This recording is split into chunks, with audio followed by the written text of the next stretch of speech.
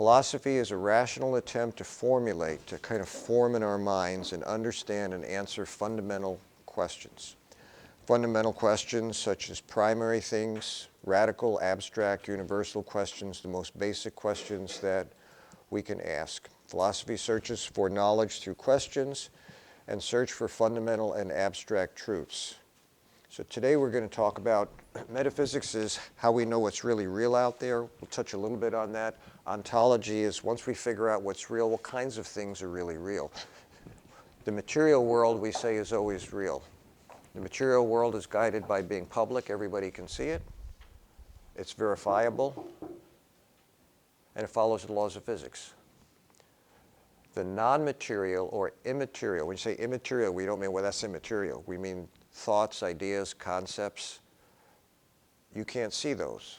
I can't touch them to verify. I mean, I can read your mind, but, you want to respect privacy. I don't know that your thoughts are really real. I can't verify them the way I can in the physical world. So in philosophy, we have this contrast. There's going to be two philosophers who think the only real things are ideas. In fact, some of them will say, matter really doesn't exist. And then they'll give a reason for how we know that, well, we can make sense of the material world. And then there's going to be other people who say that the only thing that we're really sure of is the material world. And ideas spring out of our perceptions of the material world. So we'll go through both of those, okay? That's ontology. What kind of things really exist? It's predicated or built upon, so what is real? What's reality anyway? And did I share in here about the matrix and about virtual reality? Up until that question, there's no question about what's real. But how do we understand what's real? Well, it may be that there is a question about what's real, what's really real. And right now in our world that we live in, we've just made such sense of it that, well, it works for us, so we work it every day. But what if someone were to come along and point something out that it doesn't turn the world upside down, it just puts it in such a different perspective? It's like, well, what does that mean for me then? And it's kind of beyond what most of us are interested in. As long as the world works, the world works. Everybody follow that? But if something comes along that were to upset the apple cart, it might change the way we look at one another. There are philosophers that have done this. In China, when we get to Confucius, China was a warrior society. I mean, they were at each other's throats all the time. And Confucius comes along with what's called Confucianism, and he lifts up benevolence, being kind to one another, putting love before anything else, relationships, and following rules and rituals. And for 2,000 years, this one person influenced the way Chinese people interrelated. Now, they still have conflict? Of course they did. But he had a radical change in the way people looked at the world. There are religious figures that have come on the scene, and they've radically changed the way people look at the world. Now, it's still basically the world, right? The material world hasn't changed. But there may come a day when something really does upset the apple cart. So philosophy is kind of, I hate to say it's a luxury, we can just think about things. But if you remember the video we showed you the very first week we got together, philosophers usually get jobs just like this. And most people who are good at jobs that require critical thinking have always scored high in philosophy, because we're just trying to teach you to get outside the box. Remember I said on Monday, I had to open your mind just to try and get outside the box. So today we want to talk about epistemology, knowledge versus opinion, truth versus error. I mean, there was a time in Europe when people really believed the world was flat.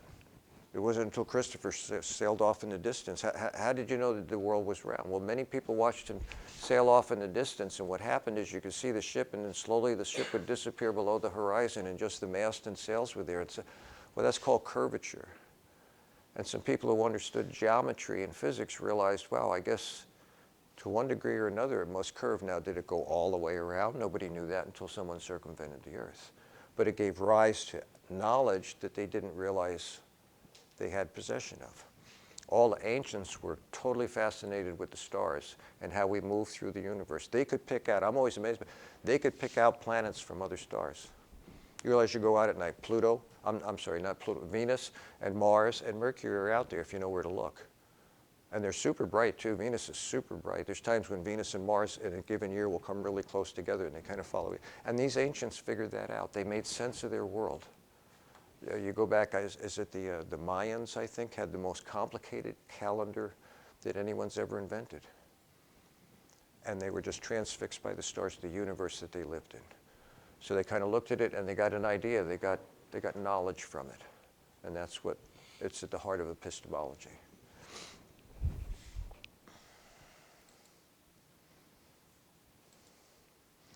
If philosophy is a rational attempt to formulate, understand, answer fundamental questions, then what is rational? We talked about deductive, inductive logic. You're using reason the whole time. What is fundamental, absolute truths and relative truths?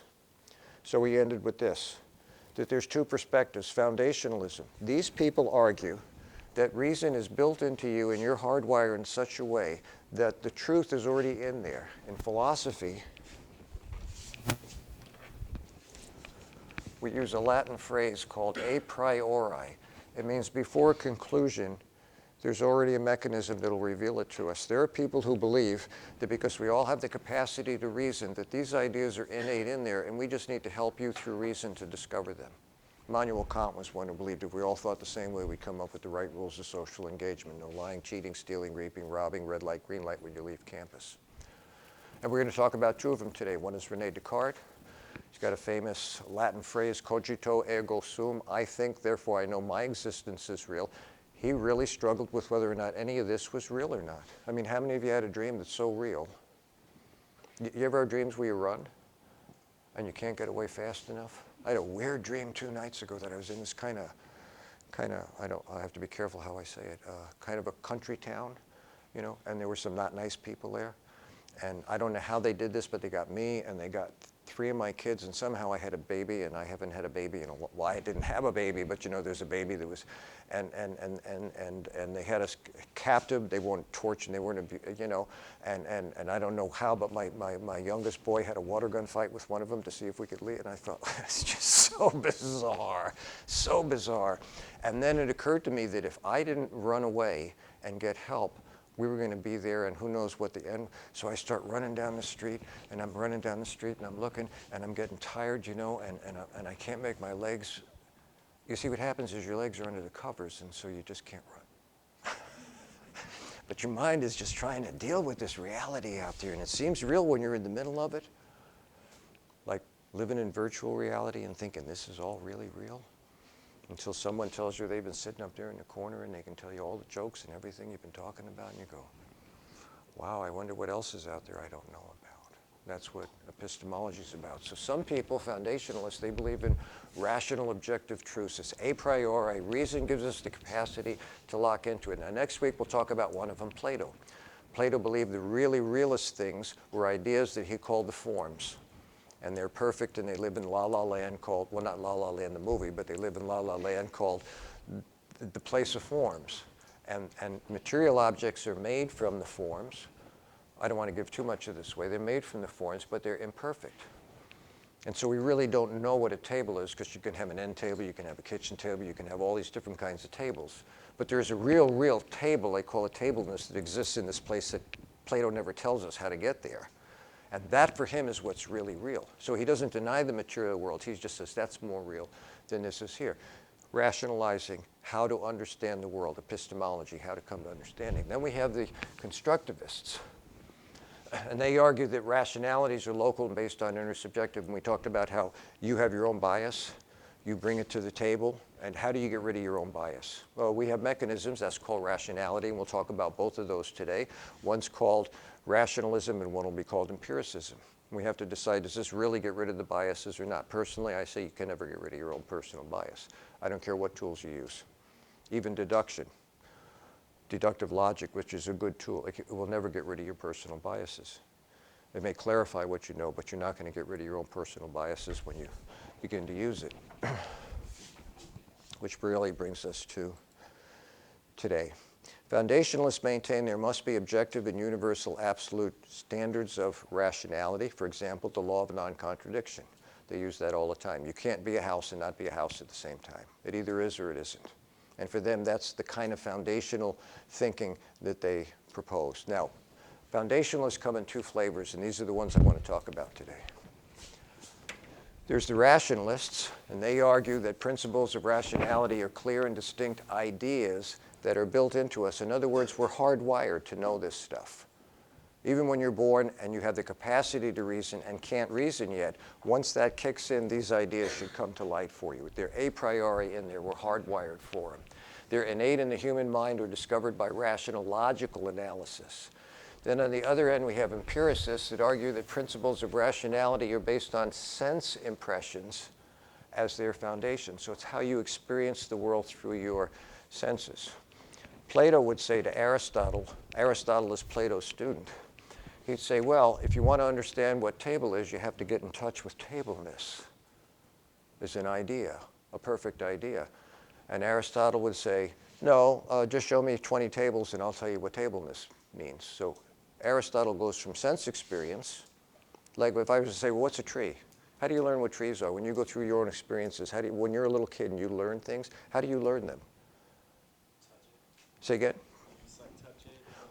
Sense experience, touching and whatnot. I've got a girl, I adopted Jody, so she couldn't go through this because it happened at 2 years old for all 3 of my boys. But I'm sure if Jody would have been 2 and I adopted her, it would have been the same thing. So we come home, we live out in the country. We come home. So when you live out in the country, there aren't so many lights, so you can see stars differently. 2 years old, we come back from Grandpa's house. Jamie's 2, Joey's not born yet. Then Jamie's 4 and Joey's 2, and Corey's not born yet. And then Jamie's 6, Joe's 4, and Corey's 2. Okay, so they're 2 years apart. Okay, so with each one of them when they're 2 years old. So when Jamie goes through this, no one else is there. Okay. So we come home from Grandma and Grandpa's house, park the car, we're out in the country. Got a little light there, but you can see a lot, and there's no clouds in the sky. It's a cloudless sky. Get out of the car, it's about 11:30 at night, Jamie's sleeping. Get him up out of his, car seat. Put him in my arms. And each one of them did this at 2 years, coming home late at night, on a night when there was no clouds in the sky. They would look up and they would see the moon. And for whatever reason, the moon registered. And they all asked me the same question. They looked up and saw the moon and they said, Daddy, who made the moon? Now, why would a 2-year-old ascribe a celestial object to a creator? Why not, what made the moon? Or where'd the moon come from? Or how did the moon get here? But that wasn't this is on a 2-year-old. And we had not given him any religious training or anything. They just intuitively looked at it and said, Daddy, who made the moon? Now, what are the odds of that happening? Now, that raises an interesting question. Is that rationalism, an innate idea, understanding there's a creator behind creation? I'm not pushing it. I'm just suggesting. I want you to open your minds. Or did it just appear to them one day and they go, wow, I wonder who did that? I never had an answer for that, but I did observe the fact. Philosophers will do that. You know, you see a repetition of something that's like, wow, I wish Jody would have been 2 when I adopted her. I could have found out if this is a male-female thing or if this is just, a 2-year-old thing. So that's an example. How do we come to know what we know? Have I talked to you about, I have a fraternal, I have a twin. I have a fraternal twin. You know what fraternal is? 2 different eggs. If you're identical, 1 egg, 2 sperm, you look alike. I have a fraternal twin, 2 different eggs. He got the defective egg. And my kid, we have pictures all over the house. My kids have never met my brother at this time. This is a true story. So Corey, my little one, he's seen pictures of Uncle Jerry. He's never met Uncle Jerry. Well, one day I'm downtown. This is a little town, 6,000 people, northern Michigan. And I go into 7-Eleven. I have this bad habit. I'm much better about it